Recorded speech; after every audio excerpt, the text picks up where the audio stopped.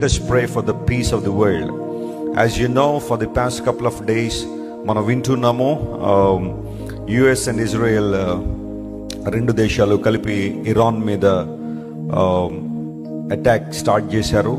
గతించిన నెల నుండి ఏ రోజు అని ప్రపంచం అంతా చూస్తున్నారు. అయితే మొన్నటి దినం రాత్రి ఇరాన్ మీద అటాక్ జరిగింది. వారి దగ్గర న్యూక్లియర్ వెపన్స్ ఉన్నాయి.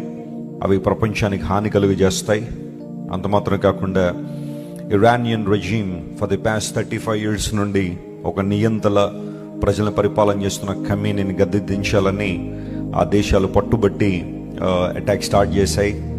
మనం చూస్తున్నాం న్యూస్లో రిటాలియేషన్ కూడా స్టార్ట్ అయింది. ఇరాన్కి చుట్టుపక్కల ఉన్న దేశాలు సుమారుగా 8 దేశాల్లో అటాక్స్ జరగడం, ఎయిర్పోర్ట్స్ అన్నీ కూడా షట్ డౌన్ చేయబడడం, కొన్ని వేల మంది ప్రయాణికులు ఎయిర్పోర్ట్స్లో స్టక్ అయిపోయి ఉన్నారు.